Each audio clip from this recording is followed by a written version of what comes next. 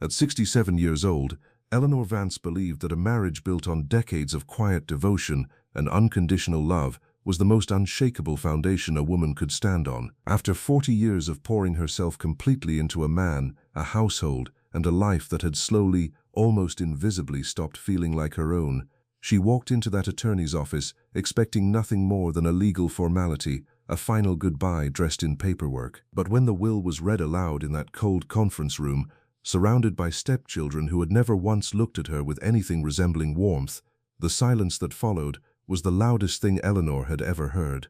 She hadn't just been overlooked, she had been deliberately, methodically erased, as if 4 decades of sacrifice, of grace, of choosing love over and over again, could be dissolved with a few carefully chosen sentences on expensive legal paper. The Greenwich estate to the stepchildren, the investment portfolio to the stepchildren, the accounts, the assets, the legacy, all of it flowing directly to 3 people who had never, not even once, treated her as anything more than an inconvenient stranger in their father's house.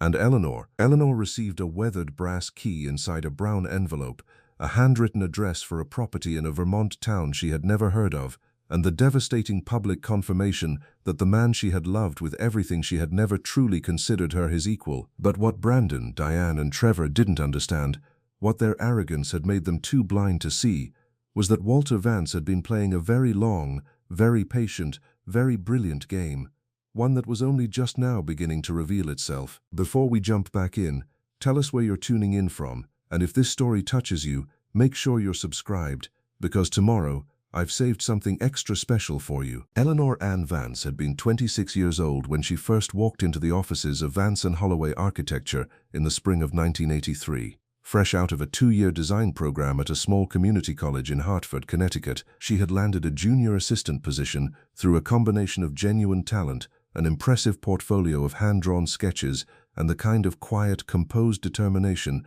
that tends to make a strong impression in rooms full of louder, less focused people. Walter Vance had been 44 then, tall, silver-templed even in his early 40s, with the kind of commanding but unhurried presence that came from decades of being the most capable person in any room he entered. He was one of the most respected residential architects on the East Coast, known for designing homes that felt both grand and deeply human, spaces that seemed to breathe. His firm had designed estates across New England, received national awards, and been featured in architectural publications that Eleanor had read as a student with something close to reverence. She had not expected him to notice her. She had been one of 12 people in the office, and her role was modest. Organizing project files, preparing presentation boards, sourcing material samples. She was thorough and precise, and she learned quickly, but she kept to herself and asked no more than was necessary. It was Walter who initiated the first real conversation, pausing at her drafting table one afternoon to look over the redesigned sketch she had been quietly working on during her lunch break,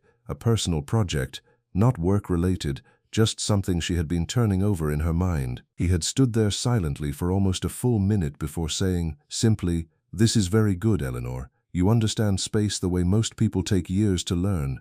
That was the beginning. 6 months of careful, respectful dinners followed. Walter was a widower, his first wife Margaret having passed away from cancer 6 years earlier, leaving him with 3 children he had raised largely with the help of housekeepers and a deep, unspoken guilt about the time architecture had stolen from his family. Brandon had been 19 when Eleanor came into the picture.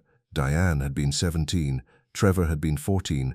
All 3 had learned, in the particular way that grieving children do, to build walls that looked like indifference but were made entirely of pain. When Walter proposed to Eleanor in December of 1983, she said yes without hesitation. She was in love, genuinely and completely, with a man who listened when she spoke, who valued her mind, who made her feel seen in a way she had never experienced before. She understood that marrying him meant inheriting complexity. She was prepared for that. What she was not prepared for, what nothing could have truly prepared her for, was the particular and sustained hostility of 3 stepchildren who had already decided before the wedding day exactly who she was and exactly what she represented. Brandon had been coldly polite at the ceremony, the kind of polite that functions as a weapon. Diane had been openly dismissive, spending the reception attached to a cluster of her friends and looking through Eleanor as though she were made of glass. It was Trevor, the youngest, who had been the most direct, standing beside the dessert table at the reception, a 14-year-old boy with his father's eyes and none of his father's grace, He had looked at Eleanor with a flatness that no child his age should have possessed and said, "You're not replacing her. Don't try." Eleanor hadn't tried to replace anyone. She had tried steadily and sincerely for 40 years to simply belong. She remembered every birthday. She attended graduations and sent gifts for promotions and new babies and housewarmings. She cooked holiday meals for people who ate in near silence and left without helping clear the table.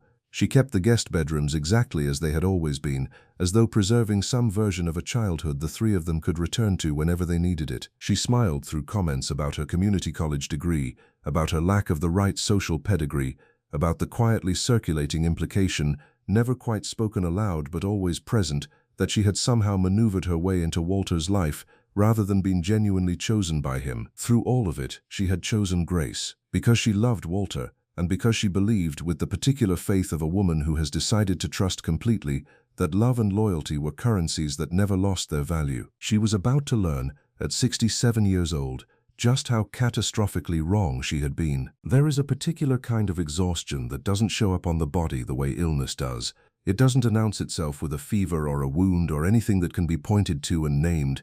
It accumulates instead, quietly, in the spaces between moments, in the pause before you speak and then decide not to, in the smile you hold steady when something inside you is cracking, in the way you learn, over years and then decades, to make yourself smaller so that the people around you can feel larger. Eleanor Vance knew that exhaustion intimately. She had been living inside it for most of her adult life. The Greenwich estate that Walter had owned long before their marriage was a magnificent federal-style home on 2.5 acres in one of Connecticut's most sought-after neighborhoods. 8 bedrooms, formal gardens, a carriage house that had been converted into Walter's private studio, and the kind of bones that architectural people recognized immediately as irreplaceable. Eleanor had walked into that house as a bride in the spring of 1984 and spent the next 4 decades making it run with a precision and warmth that Walter's colleagues and clients consistently marveled at. She managed the household staff, coordinated the seasonal maintenance that a property of that scale demanded, organized the dinner parties that were as much professional obligation as personal pleasure for a man of Walter's standing. She learned the names of every client's spouse, every colleague's child, every important birthday and anniversary in the social calendar that surrounded Walter's career. She was the reason his professional life looked effortless from the outside, the invisible infrastructure behind a very visible man. Walter had been kind to her in the way that private, emotionally contained men sometimes are. He provided generously. He never raised his voice. He remembered her birthday and their anniversary without being reminded, and he brought her flowers from the garden on Sunday mornings with a regularity that felt, in its own quiet way, like love. But there was always a door inside him that remained closed, a room he did not invite her into. She had learned early in their marriage not to knock on it too insistently. He maintained a separate study in the carriage house that was understood to be his alone. Not a hostile arrangement, simply a boundary that had been established before she arrived and never revisited. He kept his personal finances entirely separate, managing accounts that Eleanor never saw statements for, handling investments and property matters that he summarized for her occasionally in the vague, reassuring language of a man who has decided that financial complexity is his burden to carry alone. "Everything is taken care of, Eleanor," he would say, when she occasionally raised the subject in the early years of their marriage. "Your job is to make this house what it is. You do that better than anyone I've ever known. Trust me with the rest." And she had trusted him, completely, without reservation, the way you trust someone when love and habit have become so intertwined that questioning one feels like betraying the other. Walter also traveled frequently. Architecture took him to client sites across New England, to design conferences, to consultations that sometimes stretched over several days. But once a month, with a consistency that Eleanor noticed but never directly questioned, he took a personal trip alone, sometimes a weekend, sometimes 3 or 4 days. He described these trips as time he needed to decompress, to think, to step away from the professional performance that his career demanded. "I need space to remember who I am beneath all of this," he told her once, early on. "Surely you understand that of all people." And she had nodded, because she did understand solitude, and because she trusted him, and because 40 years of marriage teaches you which questions to ask and which ones to let rest. The stepchildren remained the sharpest and most consistent source of pain throughout those 4 decades. Brandon, who became a financial consultant in Boston, maintained a surface-level civility that never once warmed into anything genuine. He called on Walter's birthday and at Christmas, visited perhaps twice a year, and treated Eleanor with the distant, mildly contemptuous politeness of someone managing an irritant they have decided is beneath direct confrontation. Diane was the most openly hostile, though she had refined her hostility over the years into something that could pass as sophistication. She had a talent for the precisely worded comment that left a bruise without technically crossing a line. "Eleanor, you always make such effort with the table settings," she said once at Thanksgiving, her tone calibrated perfectly between compliment and condescension. "It's so charming how much you care about those kinds of things." Eleanor had smiled and refilled Diane's wine glass and said nothing. Trevor had softened slightly as he aged, the raw anger of his adolescence giving way to something more like indifference.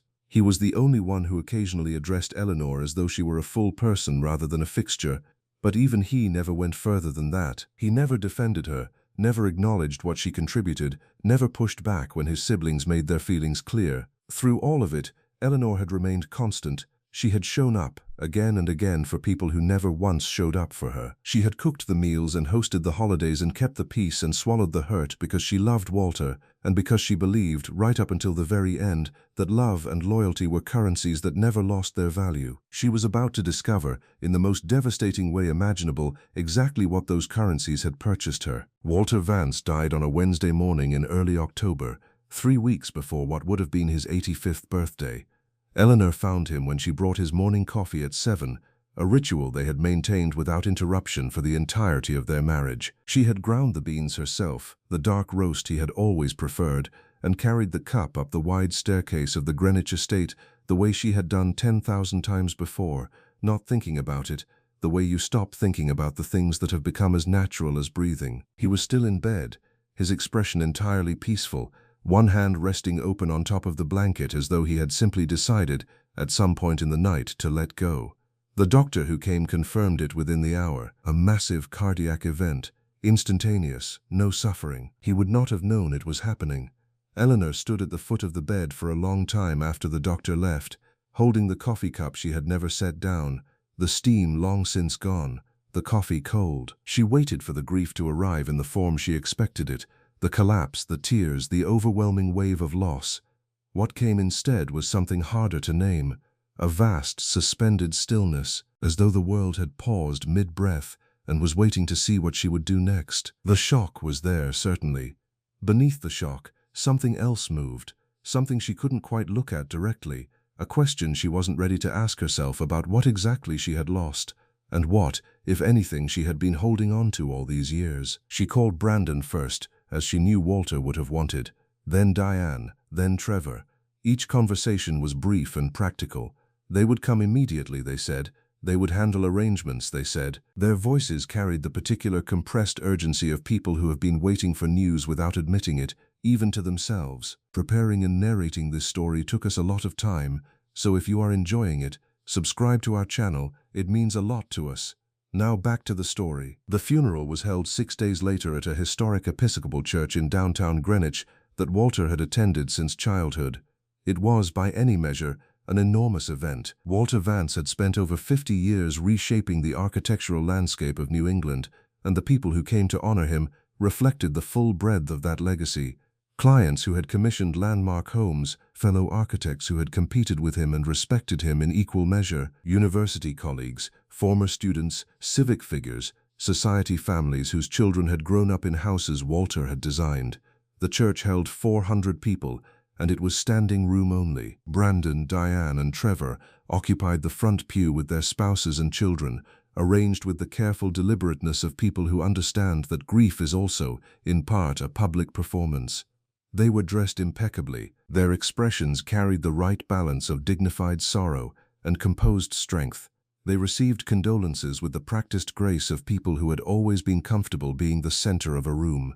Eleanor was directed to the second pew. Brandon had organized the seating, explaining with a tight, efficient smile that the front row needed to accommodate immediate family members and their spouses, as though 40 years of marriage placed her somewhere adjacent to family rather than inside it, as though she were a close family friend rather than the woman who had shared Walter's bed and table and life for 4 decades. She sat in the second pew, and she said nothing. She folded her hands in her lap, and she looked straight ahead, and she said nothing, because 40 years had taught her the architecture of silence as well as she had ever learned anything. During the service, Speaker after speaker rose to eulogize Walter Vance. His brilliance was praised, his vision was honored, his legacy was celebrated in language that was genuinely moving and entirely deserved.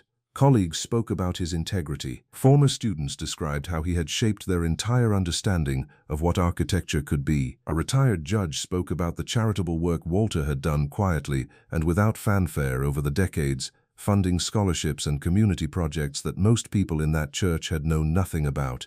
Not one person mentioned Eleanor, not one eulogy. In 400 seats filled with people who had sat at her table and eaten her food and complimented her gardens over 40 years of dinners and gatherings and holiday parties, acknowledged the woman who had made Walter Vance's private life function. Not one voice said her name. She sat in the second row, and she kept her hands folded, and she breathed steadily, and she did not allow her face to change.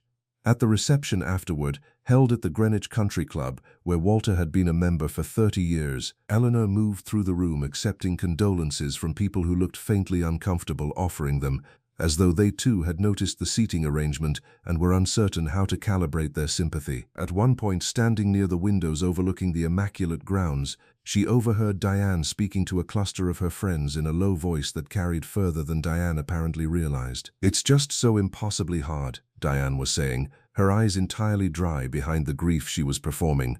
"Losing a parent is something you can never truly prepare for, no matter how much time you've had. But at least we have each other, the people who were truly his family, to carry this together. The people who were truly his family." Eleanor set her glass down carefully on a nearby tray, straightened her jacket, and walked to the other side of the room. She did not cry. She was not ready to cry yet. The tears were there, but they were waiting for something more than this, something that she did not yet have a name for, something that she would not find until she was standing inside a stone house in Vermont with a weathered brass key in her hand and the slow, astonishing realization that she had been loved far more carefully than she had ever been allowed to know. The reading of the will was scheduled for exactly 1 week after the funeral. It was held at the downtown Hartford offices of Robert Ashby, the estate attorney who had managed Walter's affairs for the better part of 25 years. Eleanor had met Robert on several occasions over the years, at dinner parties, at firm events, at the kind of social gatherings that populated the edges of a successful architect's professional life. He was a careful, measured man in his early 60s, silver-haired, with the deliberate, unhurried manner of someone who had spent a career delivering news that people were rarely fully prepared to receive. Eleanor dressed that morning with the same quiet precision she brought to everything. A simple charcoal wool dress, her pearl earrings, the ones Walter had given her on their 20th anniversary, her white hair pinned back the way she had worn it for years, the way that Walter had always said suited her. Her hands trembled slightly as she drove the 40 minutes into Hartford, but she told herself there was no rational reason for the feeling gathering in her chest. 40 years of marriage, a lifetime of devotion and steadiness and showing up without complaint.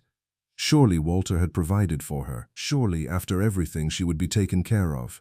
The conference room at Ashby & Partners was large and formally furnished, with a long mahogany table and tall windows that let in the flat, gray October light. Brandon, Diane, and Trevor arrived together in Brandon's silver Range Rover, accompanied by an attorney of their own, a sharp-faced younger man in an expensive suit who carried a leather briefcase and said nothing but observed everything. The three of them arranged themselves on one side of the conference table with the coordinated ease of people who had clearly discussed this moment in advance. A united front, 3 against 1, though Eleanor only understood the full implication of that arrangement in hindsight. She sat alone on the opposite side of the table. Robert Ashby took his place at the head, opened the document before him, and began with the standard legal preamble about testamentary capacity and proper execution, the procedural language that serves as a kind of buffer before the substance arrives. Eleanor focused on breathing evenly, on keeping her hands still in her lap, on the October light coming through the tall windows. Walter's estate, Robert explained in the careful monotone of a professional who has learned to deliver difficult information without inflection, was valued at approximately $9.4 million. This included the Greenwich estate, currently assessed at $3.1 million, investment and retirement accounts totaling approximately $5.8 million, various other holdings and assets making up the remainder. Eleanor felt her shoulders drop slightly with something that might have been relief. $9.4 million. That was more than enough. Whatever the division, whatever the arrangement, she would be secure. Perhaps Walter had been wise to manage everything privately, quietly building a foundation that would protect her long after he was gone.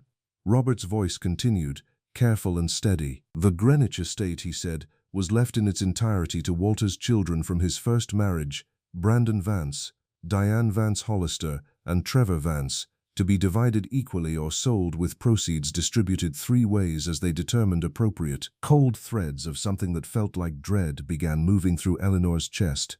The investment accounts, totaling approximately $4.2 million, were similarly designated to the 3 children in equal shares. The retirement accounts, valued at approximately $1.6 million, the same.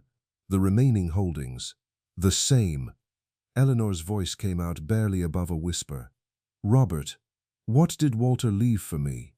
Robert Ashby looked genuinely pained in the way that a decent person looks when they are required to do something they find indecent. He had aged, Eleanor thought absently. He looked older than the last time she had seen him. I'm getting to your specific bequest now, Eleanor, he said. I want you to know that I raised significant objections to the language Walter used in this section. He was insistent. I'm very sorry. He took a breath and read from the document before him. Walter's words, in Walter's precise architectural handwriting, translated now into legal type, stated the following: that Eleanor Ann Vance had lived comfortably at his expense for 40 years, wanting for nothing in the way of material provision, that she had benefited from his wealth, his home, his professional standing, and a lifestyle that far exceeded what her own background and qualifications would have made available to her, that this represented more than adequate compensation for the companionship and domestic management she had provided over the course of their marriage. Each word arrived like something physical: companionship, domestic management, 40 years of love, of sacrifice, of choosing grace over self-preservation, reduced without apology to the language of a service arrangement that had now reached its contractual conclusion. Across the table, Brandon was expressionless but alert in the way of someone watching an outcome they have anticipated and prepared for. Diane examined her fingernails with studied indifference. Trevor stared at the table, and Eleanor noticed distantly that he alone did not look satisfied. He looked, if anything, slightly ill. Robert continued, Walter's will directed that Eleanor receive one property located at 9 Maplewood Ridge in the town of Harlow, Vermont, along with all contents therein. The property was given with the express understanding that Eleanor would vacate the Greenwich estate within 30 days, as that property was required by his rightful heirs for their use or disposition as they saw fit. The silence that followed was absolute except for the faint sound of rain beginning against the tall windows. Robert slid a brown envelope across the mahogany table, his hand visibly unsteady as he did so. Inside was a property deed, now transferred to her name, a weathered brass key on a plain ring, old and heavy, the kind that looked like it belonged to another century entirely, and a single sheet of Walter's cream-colored stationery covered in his familiar, precise handwriting. Eleanor, it read, go to Maplewood Ridge as soon as you can. You will understand everything when you arrive.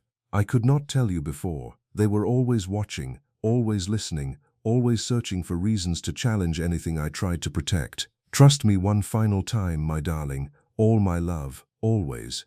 Walter, trust me one final time. After publicly reducing her to adequately compensated domestic help, after leaving her effectively homeless with nothing but an unfamiliar key and an address in a Vermont town she had never once heard Walter mention in 40 years of marriage, Eleanor stood on legs that felt disconnected from the rest of her. She picked up the brown envelope. She walked to the door without speaking to Brandon, or Diane, or Trevor, or the sharp-faced attorney with the leather briefcase, or Robert Ashby, who called her name once, gently as she reached the door.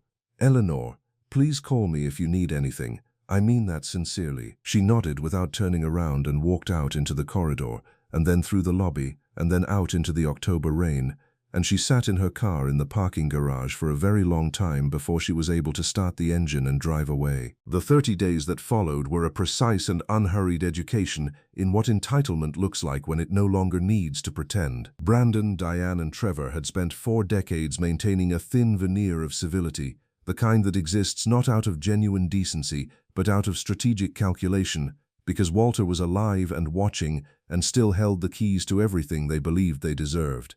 Now Walter was gone. The keys had been distributed, and the veneer came off with a speed that would have been shocking if Eleanor hadn't, on some level, always known it was there. They arrived at the Greenwich estate 3 days after the will reading, not to visit, not to grieve together in the house where their father had lived his adult life. They arrived with a real estate agent, an interior designer, and a contractor, moving through the rooms with measuring tapes and digital cameras and the brisk, transactional energy of people executing a project plan. Eleanor was in the kitchen when they came through the front door without knocking, using the key Brandon had apparently already had made, and she stood at the counter and listened to the sound of her life being assessed and redistributed room by room. She heard the contractor in the front hallway discussing load-bearing walls. She heard the interior designer in the living room talking about flow and natural light and the visual weight of the built-in bookshelves that Eleanor had spent months selecting with Walter 30 years ago. She heard Diane in the dining room telling the real estate agent that the wallpaper was dated and would need to come down immediately before any staging could begin. That wallpaper had been chosen from a sample book Eleanor had carried home on 3 separate trips to a specialty shop in New Haven. She had held those samples against the afternoon light in this room for an entire afternoon before deciding. Diane dismissed it in 11 words. They moved through the house as though Eleanor were not in it. Not with hostility, which would at least have required acknowledging her presence, with something more complete than hostility, with total seamless invisibility. She was furniture. She was part of the background. She was an object that happened to be occupying space that was now in the process of being repurposed. One afternoon, Eleanor was sitting in the sunroom reading when Brandon walked through with the contractor to examine the glass ceiling panels, standing perhaps 4 feet from her chair and discussing replacement costs and structural assessments in full, unhurried detail. Neither of them glanced in her direction. The contractor's pencil scratched numbers onto a notepad. Brandon nodded and asked questions. Eleanor turned a page she hadn't actually read and reminded herself to keep breathing. The nights were when the fear arrived in its full, undiluted form. Eleanor would lie in the master bedroom which Brandon had informed her she could continue to occupy since the furniture needed to remain in place for staging photographs, and in the dark, the terror of what was coming would expand until it filled every corner of the room. She was 67 years old. She had not held a paying job since 1983. The last entry on any professional record she possessed was junior design assistant at an architectural firm that had since changed its name twice and absorbed into a larger company. Who would hire her? What could she possibly offer? The design world she had known was 40 years gone. She had no savings of her own, no separate accounts, no financial identity that existed independently of Walter. The Harlow property was almost certainly exactly what Diane had implied during a phone call Eleanor had overheard on day 8, when Diane told someone on the other end of the line that her father had left his wife a crumbling old pile in the middle of nowhere, Vermont, that wouldn't fetch $80,000 in the current market. Even if she sold it immediately, that money would not sustain her for long. Not at the cost of living she had known, not at 67 with no income and no professional future.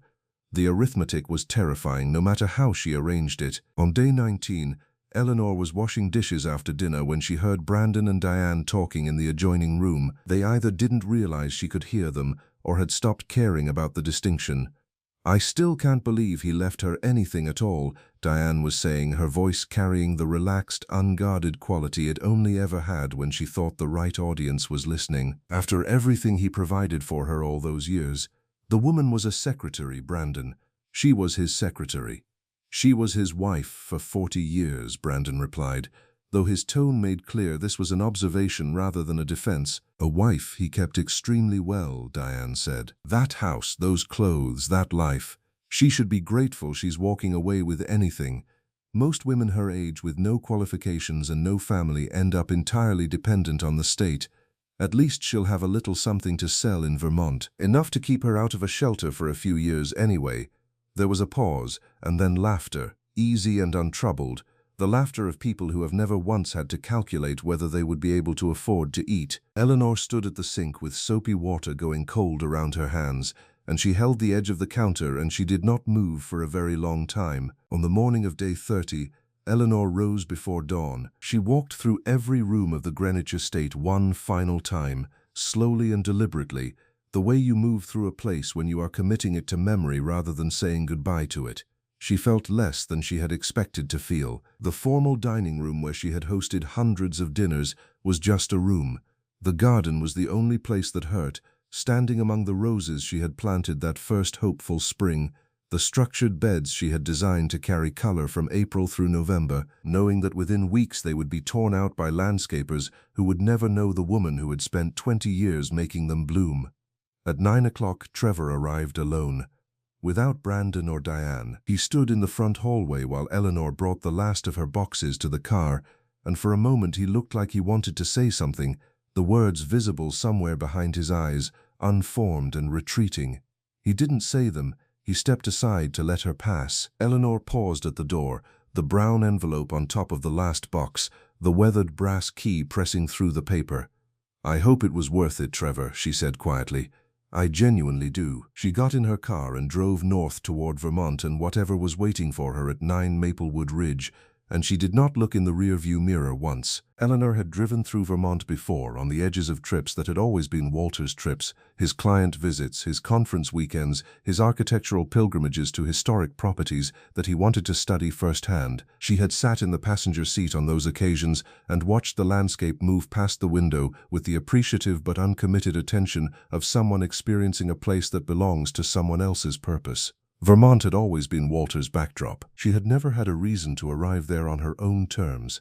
She had one now. She left Greenwich at 9:15 on a Tuesday morning in early November, her car loaded with 3 suitcases, 2 carefully packed boxes of personal belongings, and the brown envelope on the passenger seat beside her like a traveling companion she wasn't sure she could trust. The sky was low and white, the particular flat November sky of New England that carries the threat of weather without quite delivering it. The trees along the highway had lost most of their color. What remained was brown and rust and the occasional stubborn amber, the landscape stripped back to its structure, bare and honest in the way that late autumn always is. She had entered the address into her GPS the night before, 9 Maplewood Ridge, Harlow, Vermont. The system had found it without difficulty, which had surprised her. She had half expected a property as obscure as this one was supposed to be to exist beyond the reach of digital mapping. But there it was. 2 hours and 40 minutes, the GPS informed her cheerfully. Mostly highway, then a stretch of state road, then something that the system described only as a local route, which Eleanor had learned over decades of travel was GPS language for a road that would require her full attention and possibly her patience. She drove the first hour on autopilot, her mind moving through the events of the past 30 days with the compulsive repetition of a person trying to make sense of something that resists it. The will reading. Robert Ashby's pained expression, the sound of Brandon and Diane moving through the house she had maintained for 40 years, as though she were already gone. Trevor's face in the hallway that morning, the words he hadn't said, the laughter she had heard from the kitchen, the cold water and her hands gripping the edge of the sink. She turned the radio on somewhere north of Springfield and found a station playing older music, the kind that had been new when she was young, and she let it run without listening to it carefully, just letting it fill the car with something other than the sound of her own thoughts. The GPS directed her off the interstate just past Brattleboro, onto a 2-lane state road that wound north and west through increasingly rural landscape. Small towns appeared and receded, a white church, a general store with a hand-painted sign, a farm stand closed for the season, its wooden shelves empty and waiting for spring. The road climbed gradually, the hills rising on both sides, forested and dense, the bare trees against the white sky creating a pattern that was stark and quietly beautiful in the way that only late autumn in northern New England can manage. Harlow announced itself without fanfare. There was no formal town sign, or if there had been one it had been replaced by something so modest that Eleanor nearly missed it. A green square post at the roadside with white lettering, Harlow, Vermont, population 1,140, established 1782, and then almost immediately the town itself gathered around a small common in the manner of the oldest New England settlements, as though the buildings had arranged themselves instinctively around a shared center. It was smaller than she had imagined, though she realized she hadn't formed a clear image of it before this moment. A general store with a deep-covered porch and window boxes that would hold flowers in warmer months, currently holding small evergreen arrangements that someone had put there with care. A diner with a hand-lettered chalkboard sign visible through the window. A post office that appeared to share its building with the local historical society. A white clapboard library that looked as though it had been built in the 1880s and maintained with genuine affection ever since. A hardware store, a small inn with a carved wooden sign swinging gently in the November wind, a white church with a steeple so perfectly proportioned that Eleanor, who had absorbed more architectural understanding than she had ever been formally credited for, recognized immediately that someone with real knowledge had designed it. What she noticed most, driving slowly down the main street following her GPS directions, was the people.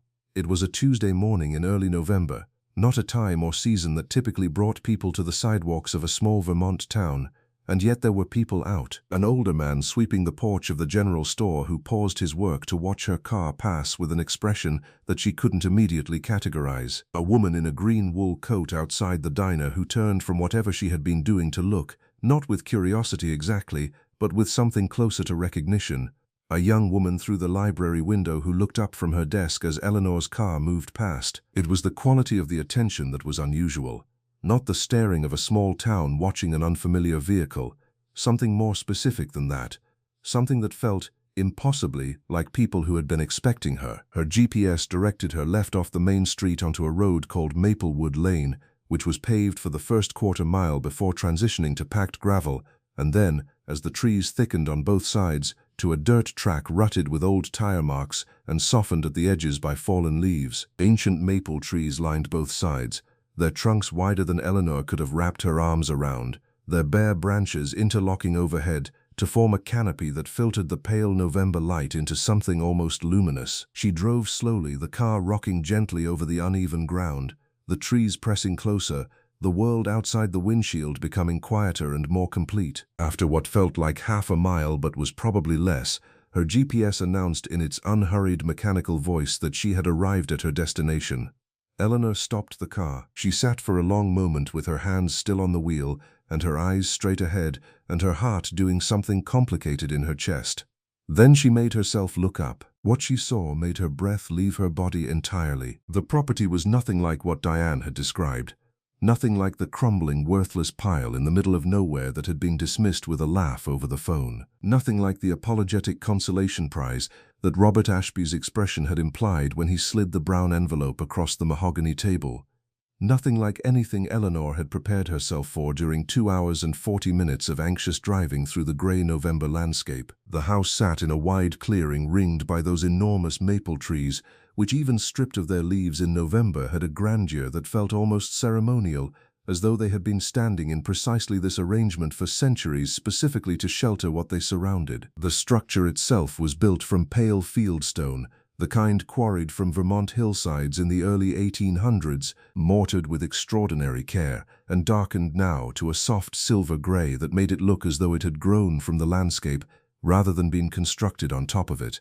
2 full stories beneath a steeply pitched slate roof that appeared entirely sound, mullioned windows with their original glass still intact, the kind that creates that faint, beautiful waviness in the light that passes through it. A covered front entrance with hand-carved wooden posts supporting a shallow roof, the carving worn smooth by weather and time but still legible in its original intention, simple botanical shapes, leaves and small flowers, the work of someone who had taken care. Ivy grew up the east-facing wall in a way that looked considered rather than neglected, framing 2 of the lower windows like something from an English countryside painting. The grounds immediately surrounding the house were overgrown but structured, the underlying organization of what had clearly once been formal gardens still visible beneath the November brown grass and the unpruned shrubs, stone pathways partially obscured by encroaching growth. The skeleton of a kitchen garden laid out in careful quadrants, a stone bench positioned to face west, toward the afternoon light, and at the center of what had been a formal garden area,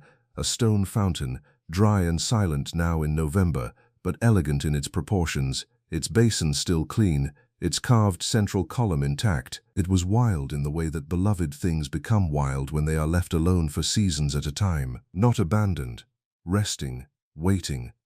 Eleanor was still sitting in her car, both hands pressed flat against her thighs trying to absorb what she was looking at, when she heard footsteps on the gravel behind her. She turned to see a woman approaching from the direction of the main road, walking with the particular purposeful stride of someone who knows exactly where they are going and has been looking forward to getting there. She appeared to be in her mid-70s, solidly built, with white hair cut practically short beneath a navy wool hat, wearing a heavy canvas coat and carrying a wicker basket with a cloth tucked over its contents. Her face was open and direct, and entirely without the cautious neutrality that strangers typically deploy when approaching an unfamiliar person.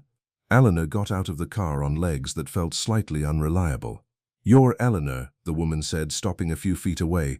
It was not a question. She said it the way you say the name of someone you have been expecting, with the quiet satisfaction of an anticipated thing finally arriving. "Yes," Eleanor managed. "How did you know that?" "We've been waiting for you," the woman said simply, as though this were the most natural sentence in the world. "Walter told us you'd come eventually after he passed, said to watch for a woman named Eleanor driving a dark blue sedan, probably looking like she wasn't entirely sure she was in the right place." She held out the basket. "Agnes Whitmore, I run the general store in town. Brought you some basics. Bread, eggs, butter, milk, coffee, a wedge of cheddar from the farm on the other side of the ridge. The house has been kept up, but there's nothing perishable stocked." Eleanor took the basket automatically, her mind struggling to keep pace with what was being said. "Walter told you about me. He never once mentioned this place to me in 40 years. Agnes's expression shifted into something that held both understanding and a careful, measured sympathy. "Walter came here regularly for the better part of 40 years, once a month at minimum, sometimes more. He maintained the house himself as much as he could, hired people in town for the heavier work, spent time here the way a person spends time in a place that matters to them deeply." She paused. "He told us that when he was gone, his wife Eleanor would inherit this property. He said you wouldn't know about it beforehand because keeping it secret was the only way to keep it safe. Safe from his children from the first marriage, who he said had never accepted you and would find legal means to claim anything he tried to leave you if they knew it existed." She began walking toward the house, gesturing for Eleanor to follow. "Come on, I'll help you get the door open and show you through. Then I'll leave you to settle and take it all in at your own pace." The brass key turned in the lock with surprising ease given its age, the mechanism smooth and well-maintained. The heavy front door swung open without protest, releasing a breath of warm, dry air that smelled of old wood and stone and something faintly floral that Eleanor couldn't immediately identify. "Walter called it the sanctuary," Agnes said quietly, stepping aside. "From the very beginning, that's what he called it. Welcome home, Eleanor." Eleanor stepped across the threshold. The interior stopped her completely. Wide plank floors of aged Vermont maple, worn to a warm honey gold by decades of careful use. A massive stone fireplace on the far wall, its lintel carved from a single beam of dark oak. Simple, quality furniture arranged with obvious thought for comfort and light. Built-in shelving filled with books, hand-woven rugs in muted, deep colors, the mullioned windows throwing their faintly wavered light across every surface in shifting, living patterns, and photographs, covering every available surface, arranged on shelves, positioned on tables, hung on walls with the density and intention of a curated exhibition. Photographs of Eleanor. Dozens and dozens of photographs of Eleanor, spanning 40 years, capturing her at every age and in every kind of ordinary moment. Eleanor in the Greenwich garden on her knees in the soil, laughing at something off-camera. Eleanor reading in a chair with afternoon light catching the silver in her hair. Eleanor at a dinner table, mid-sentence, animated and entirely herself. Eleanor sleeping on what she now recognized as the porch of this very house, though she had no memory of ever having been here. Eleanor young, and Eleanor older, and Eleanor in between, always unguarded, always caught in the act of simply being alive. "He loved you very much," Agnes said from behind her, her voice barely above a whisper. Anyone who ever came into this house understood that immediately. This was where he kept the truest version of himself, and the truest version of himself was completely devoted to you. Eleanor stood in the center of that room, surrounded by 40 years of evidence that she had been seen, that she had been cherished, that she had been loved with a depth and a constancy that had simply never found its way into the open air between them, and she felt something in her chest that had been locked tight for 30 days, for 40 years, finally begin to release. She sat down on the nearest chair and she put her face in her hands and she wept. Agnes gave her time. That was the first thing Eleanor would remember later about those early hours in the sanctuary. The particular grace of a woman who understood that some moments require silence more than comfort, and who had the wisdom to simply remain present without filling the space with words. She stood quietly near the doorway while Eleanor wept, and when the tears finally slowed, she moved to the kitchen without being asked, and returned with a glass of water and a gentleness that felt, in that moment, like something Eleanor had been quietly starving for without knowing it. When Eleanor had steadied herself, Agnes led her through the rest of the house with the unhurried care of someone who had been tending a place on behalf of its rightful owner and was now, finally, able to hand it over properly. The kitchen was a beautiful reconciliation of old and new, a deep farmhouse sink beneath a window that looked out onto what had once been a herb garden, open shelving displaying simple pottery dishes in warm earth tones, copper pots hanging from a rack above a central worktop, a wood-burning range sitting alongside a modern cooktop, with the complete comfort of two things that belong together despite coming from different centuries. The dining room held a long oak table with seating for 10, its surface marked by decades of use in a way that made it look cared for rather than damaged. A small sitting room off the main hallway had a second fireplace, smaller than the one in the main room, with a pair of armchairs positioned before it that showed the particular wear of chairs that have been regularly happily used. Upstairs were 3 bedrooms, each simply furnished and quietly beautiful in the way that rooms become beautiful when they have been arranged by someone with a genuine eye for proportion and light. The master bedroom had windows on 2 sides, looking out over the maple trees to the north and east, and more photographs of Eleanor, candid shots she had never known existed. Walter must have taken them over years with a patience and a tenderness that made her chest ache to think about now. The property expenses are covered through a trust Walter established with the local bank, Agnes explained as they came back downstairs.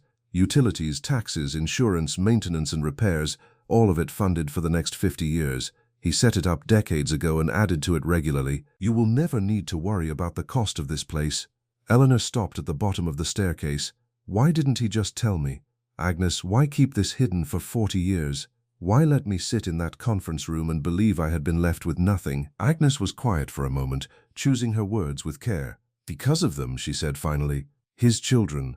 Walter understood exactly what they were capable of. He knew that if they had any knowledge of this property, they would find legal means to challenge it, to claim it as a marital asset, to tie it up in litigation until there was nothing left worth fighting for.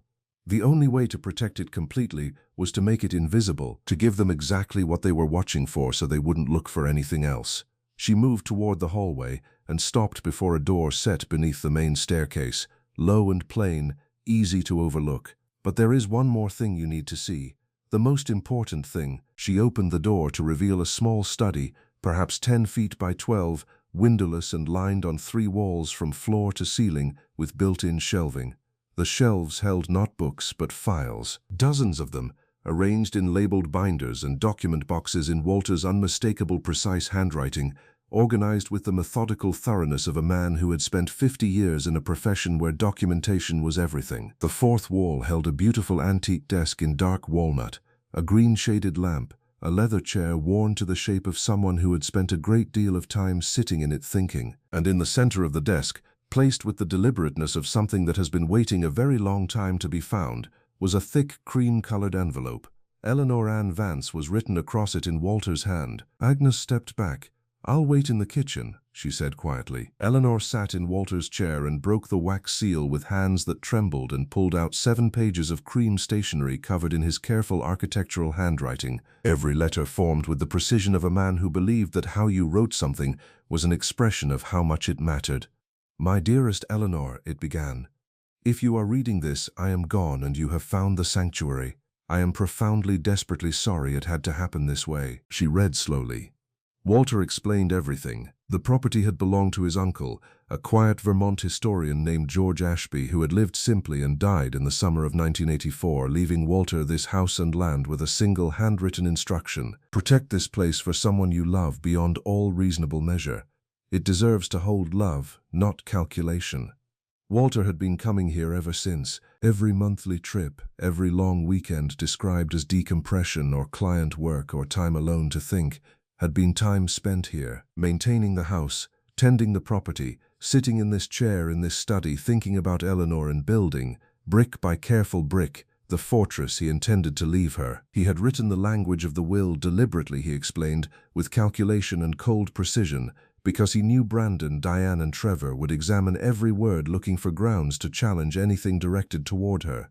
He had given them the Greenwich estate, which carried a substantial remaining mortgage and historic preservation easements he had quietly attached to the deed years ago, requiring any sale to pass through lengthy committee review processes and neighborhood approval procedures that would make a quick, profitable sale essentially impossible. He had given them investment accounts structured inside complex trusts requiring continuous employment verification and annual character evaluations conducted by an independent trustee, a retired Vermont judge of considerable severity, whose standards Walter had personally helped design. He had given them exactly what they wanted, wrapped in exactly the conditions that would make them miserable.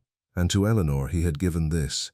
The property sat on 219 acres of protected woodland. A conservation assessment conducted the previous year had valued the land at approximately $2.8 million, with serious documented interest already expressed by 2 regional conservation organizations. The house itself, as a certified historic structure, carried an independent valuation of $900,000. The maintenance trust covered all expenses for 50 years. The deed had been in her name alone since 1984, established as a direct gift entirely separate from their marriage, legally untouchable by any challenge his children might attempt. There was more. The files in the study contained 40 years of documentation accumulated through decades of legal and professional work. Information about prominent families, about business arrangements, about personal matters that powerful people had believed were safely buried. Walter had never used any of it. That would have been wrong, he wrote, and he had tried, despite his many failures, to be a man who understood the difference between having power and using it. But he had kept everything meticulously organized, and he was leaving it to Eleanor as insurance, as protection, as the means to defend herself if his children ever attempted to challenge her ownership or make her life difficult. A separate folder in the 3rd filing cabinet, labeled with Brandon, Diane, and Trevor's names, contained detailed documentation of the trust conditions he had designed for their inheritances, conditions engineered with the patient precision of a man who had spent 50 years understanding exactly how legal structures could be made to serve justice. It also contained personal and financial documentation about each of them that they would strongly prefer remained private. The final paragraphs of the letter were the ones that broke Eleanor completely open. Walter wrote about his failures, about the cowardice of choosing peace over standing beside her publicly, about the years he had watched his children treat her with contempt and said nothing sufficient to stop it, about the distance he had maintained, the door he had kept closed, the part of himself he had withheld even from the person he loved most. He wrote that he had failed her in life by being weak, and he hoped he had succeeded in death by being clever. He wrote that she had been the only genuinely real thing in a life that had otherwise been largely composed of performance, and that coming to this sanctuary every month for 40 years had been how he had kept himself honest, kept himself tethered to what actually mattered. He wrote near the end that she deserved someone braver, and then he wrote that he loved her beyond his ability to adequately express it, and that this house, this land, this carefully constructed fortress of protection was the truest and most complete thing he had ever built. Eleanor read the letter 3 times. Then she put it down on the desk and she sat in Walter's chair for a long time looking at the filing cabinets, at the shelves of documents, at the green-shaded lamp casting its warm circle of light across the desk's dark surface. Then, slowly, she began to laugh. The call from Robert Ashby came on a Thursday morning, 2.5 weeks after Eleanor had arrived in Harlow. She was in the kitchen making coffee, watching the first real snowfall of the season settle quietly over the maple trees and the overgrown garden, when her phone rang and Robert's name appeared on the screen. She answered it with the steadiness of someone who had been expecting the call and had spent the intervening time preparing for it. "Eleanor," Robert said, his voice carrying the careful, measured tone of a man delivering information he wishes were different. "I want you to know what's happening before it escalates. Brandon contacted my office yesterday. He has retained a litigation firm out of Boston, 3 attorneys, and they are preparing to file a formal challenge to Walter's estate distribution." "On what grounds?" Eleanor asked, pouring her coffee without hurrying. "He is arguing that the Maplewood Ridge property should be classified as a marital asset subject to division, regardless of how the deed was originally structured. His attorneys are contending that any property of significant value acquired during the course of a marriage regardless of how it was titled, represents a joint marital interest that cannot be unilaterally assigned to one spouse without the other's knowledge or consent. Robert paused. They are also arguing that Walter's decision to conceal the property's existence from you during the marriage demonstrates an intent to deceive, which they believe could be used to argue that the transfer was improperly executed. Eleanor almost smiled at the particular audacity of that argument. Brandon was going to use Walter's decision to protect her as ammunition against her. It was, she had to admit, a reasonably clever angle. It was also going to fail completely. "Let them file," she said calmly. "The deed has been in my name since 1984, Robert. 42 years, established as a direct gift entirely independent of the marriage, before the marriage had even properly begun. Walter structured it with extraordinary care, and I have complete documentation of every element of that structure." "You helped him do it." "I did," Robert confirmed, and she could hear the quiet satisfaction in his voice. "I simply wanted you to be prepared. Brandon's attorneys are expensive and experienced, and they will make this as difficult and as prolonged as they possibly can. This could become genuinely unpleasant." "I have lived with unpleasant for 40 years, Eleanor said. "I think I can manage a little more." She hung up and stood at the kitchen window watching the snow, and she thought about what came next with the clear, unhurried focus of a woman who finally, for the first time in as long as she could remember, held all the cards. 12 days later, on a Saturday afternoon, a black Mercedes appeared at the end of the dirt track leading through the maple trees toward the sanctuary. Eleanor watched it from the upstairs window, moving slowly over the rutted ground, and she felt something settle in her chest like a foundation finding solid ground. She went downstairs, put the kettle on, and waited. Brandon, Diane, and Trevor got out of the car together and stood for a moment in the thin December light looking at the house. Eleanor watched their faces from behind the curtain of the front window and saw exactly what she had expected to see. The arrogant confidence they had brought with them from Greenwich encountering something it hadn't prepared for. The house was beautiful.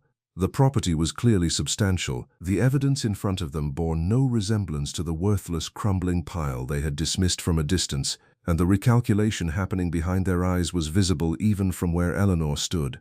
She let them knock before she opened the door. "Hello, Brandon," she said pleasantly. "Diane, Trevor, would you like to come in?"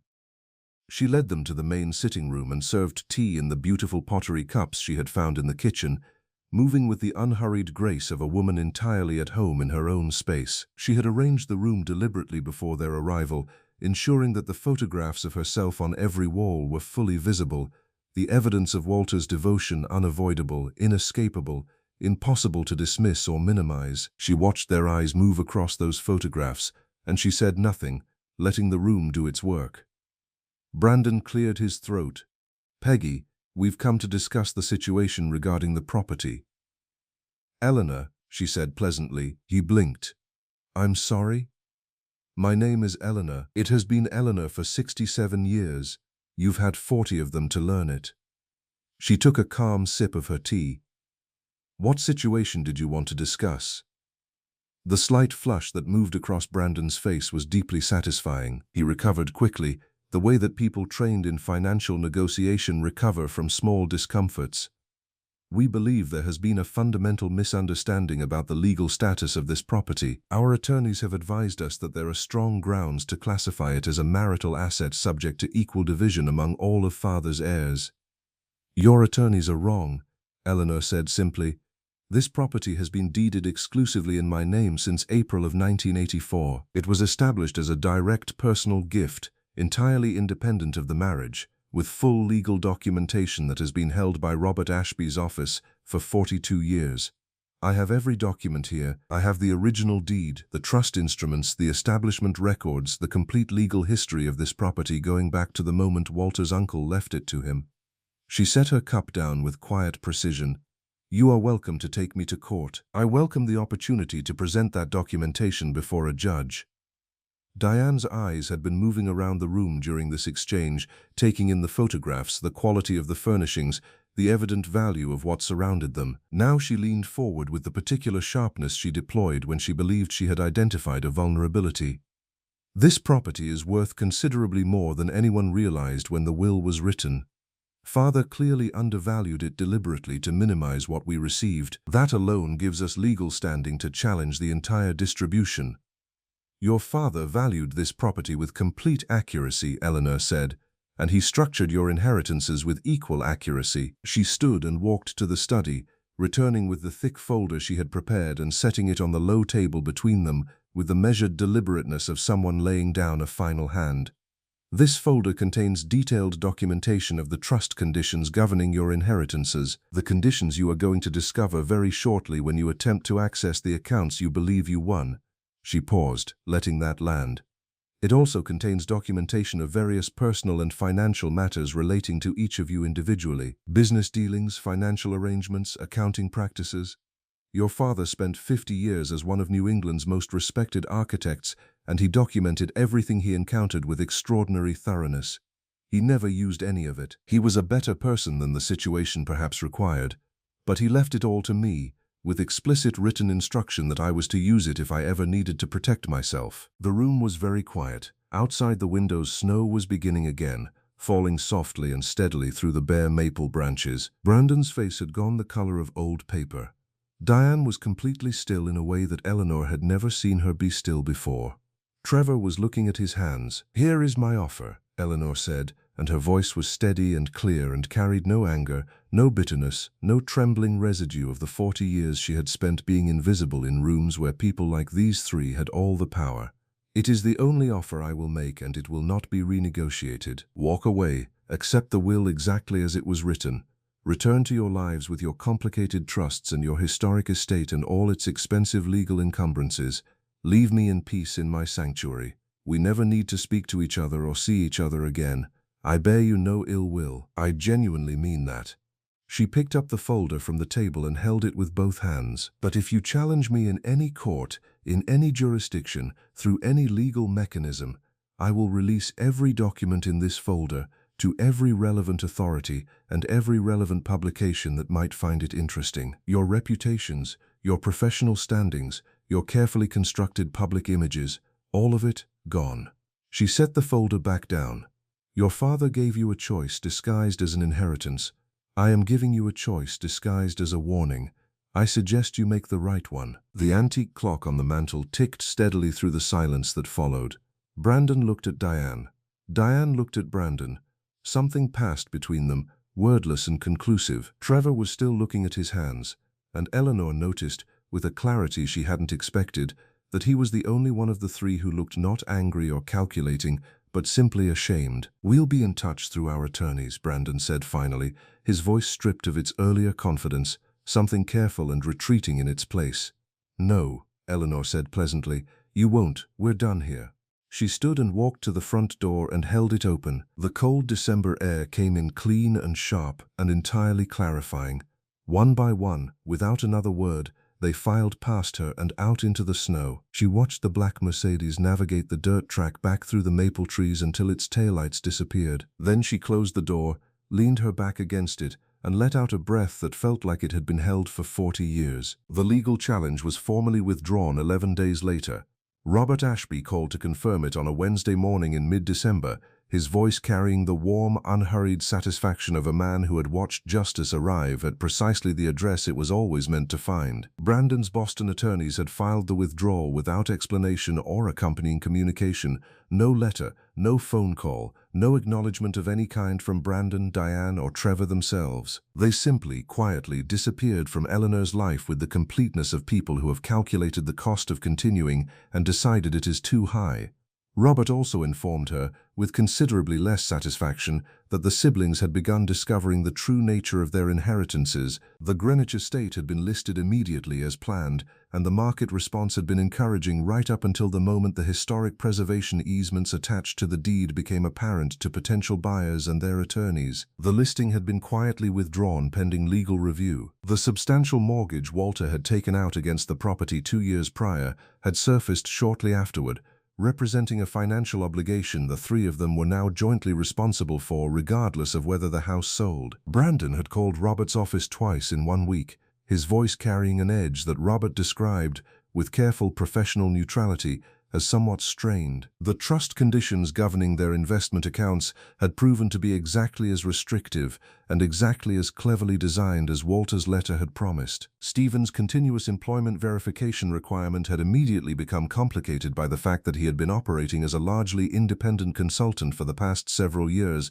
a working arrangement that the trust's definition of employment did not accommodate. Diane's stability requirements were being evaluated by the independent trustee with a rigor that Diane had apparently not anticipated.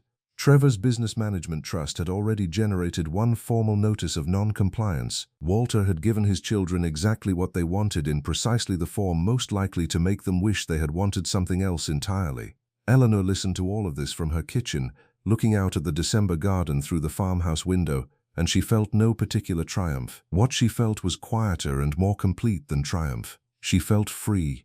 The months that followed were a slow and genuine transformation, both of the sanctuary and of the woman living inside it. Eleanor hired workers from Harlow through Agnes, who seemed to know everyone in the town and to be universally trusted by all of them, and together they began restoring the formal gardens to something approaching their original design. The fountain was cleared and repaired and set running again, its sound filling the garden with a life it had been missing. The stone pathways were uncovered, relevelled and edged. The rose beds were pruned and shaped. The kitchen garden was turned and planted with the first of what Eleanor intended to be a proper working garden, herbs and vegetables and cutting flowers arranged with the design sensibility she had spent 40 years applying to other people's spaces and was now, finally, applying to her own. She restored the kitchen while carefully honoring its historical character. She chose new pieces for the walls alongside Walter's photographs, her own selections, her own eye, her own taste given room at last to exist without negotiation or compromise. She filled the bookshelves with books she had always wanted to read and had spent 40 years meaning to get to. She added a reading chair near the east window that was chosen entirely for her own comfort and answered to no one else's aesthetic preferences. She became, genuinely and incrementally, part of Harlow. Agnes had been right that the town had been waiting for her, though Eleanor came to understand that what they had been waiting for was not simply the fulfillment of Walter's promise, but the arrival of someone with the capacity to receive what the town had always had to offer. She volunteered at the library on Tuesday and Friday mornings, cataloging a collection of local historical documents that Clara, the young librarian, had been trying to organize for years without adequate help. She attended the White Church on Sundays and was greeted each week with a warmth that had nothing to do with who she had been married to and everything to do with who she was showing up as. She helped at the community center on Wednesday afternoons, and she sat on Agnes's porch on Thursday evenings drinking tea while the last of the autumn light moved through the maple trees, talking the way that people talk when they have finally found someone genuinely worth talking to. For the first time in her adult life, Eleanor had friends who knew her. Not Eleanor Vance, the architect's wife. Not Eleanor, who managed the Greenwich estate and organized the dinner parties and kept everything running so smoothly that no one ever had to think about how it happened. Just Eleanor, 67 years old and just beginning, improbably and miraculously, to find out who that was. One afternoon in early spring, clearing the last of the previous year's growth from the restored garden beds, she found a small ceramic tile, half buried in the soil near the fountain. She dug it out and brushed it clean and turned it over in her hands. It was hand-painted, the kind of artisan work produced by someone with patience and skill, depicting a single flowering branch against a pale blue background, and on the back, in a handwriting she recognized immediately, Walter had written 4 words, "For your garden, always." He had buried it there for her to find. She had no idea when. She had no way of knowing how many years it had been waiting in that soil. She sat back on her heels in the spring garden, with the ceramic tile in her muddy hands, and she smiled and she cried at the same time, which she had learned over the past months was entirely possible, and not at all contradictory. She was going to build something here. She had known it since the day Walter's final envelope had revealed the additional 20 acres on the edge of town and the $500,000 trust established for whatever purpose Eleanor Morrison Vance chooses to pursue in her new life. She knew with complete certainty what that purpose was. She was going to create a retreat, a genuine sanctuary, for women who had spent their lives as she had spent hers, supporting and sustaining and making everything work for everyone else. Women who had arrived at a moment of loss or transition or displacement and needed a place to land, to rest, to be seen, to begin again. A place for widows finding their footing, for women leaving difficult circumstances, for anyone who needed time and space and community to figure out who they were beneath all the roles they had been performing. She would call it Vance House, not as a tribute to Walter, though it was that too in its complicated way, as a reclamation, a declaration that the Vance name, in this corner of Vermont at least, would stand for shelter and dignity and the radical possibility of beginning again at any age. Agnes had already offered to sit on the planning committee. Clara had offered the library's community room for the first organizational meeting. Pastor Harmon had offered the church hall for larger gatherings. The retired judge who served as trustee for Walter's children's accounts had sent Eleanor a brief, formal, unexpectedly warm letter expressing his admiration for the project and offering any legal guidance she might need at no charge. Eleanor stood in her restored garden on a morning in late April, with the fountain running behind her and the maple trees showing their first new leaves overhead, green and luminous in the early light, and she thought about the woman who had sat in Robert Ashby's conference room 4 months ago and heard herself described as adequately compensated domestic help. She thought about the 30 days of invisible cruelty, about the drive north through the November landscape with 3 suitcases and 2 boxes and a weathered brass key and no idea what was waiting for her, about stepping across the threshold of this house and seeing for the first time the full and private and completely unguarded evidence of how deeply she had been loved. Walter had been flawed in the particular way that private, conflict-avoidant men are flawed. He had chosen peace over standing beside her when standing would have cost him something. He had kept doors closed that deserved to be opened. He had let her feel second when she was, by his own eventual testimony, first. Those failures were real and she did not intend to pretend otherwise, but he had also spent 40 years building her a fortress. He had loved her with a devotion so complete and so carefully protected that it had survived everything, his own weakness, his children's hostility, 4 decades of silence and concealment, and had arrived intact and whole at exactly the moment she needed it most. He had trusted that she was strong enough to find her way here. He had been right. Eleanor Ann Vance was 67 years old. She had spent 4 decades being exactly who everyone else needed her to be, and here, in this sanctuary in the Vermont hills, surrounded by ancient maple trees and genuine community and the infinite luminous possibility of a life that was entirely and finally her own, she was just getting started. If Eleanor's journey moved something in you, if you have ever been made to feel invisible by the people who should have seen you most clearly, if you have ever stood at what felt like the end only to discover it was actually the beginning, leave 1 word in the comments that describes how you feel right now. Just 1 word. We will read every single one. Because Eleanor's story tells us something true and something necessary. That love, when it is genuine, finds a way to protect what matters. That justice does not always arrive on schedule, but it always arrives at the right address. That the people who underestimate you because of your age, your background, your quiet grace, are making the most expensive mistake of their lives. And that it is never ever too late to walk through a door and find out who you were always meant to become. Share this story with someone who needs to hear it today. Someone who has been overlooked, discarded, or made to feel that their best years are behind them. Because together we know the truth. Dreams do not age, strength does not expire, and the most extraordinary chapters are sometimes the ones that begin when everything else has ended. Up next, you've got 2 more standout stories right on your screen. If this one hit the mark, you won't want to pass these up. Just click and check them out. And don't forget to subscribe and turn on the notification bell so you don't miss any upload from us.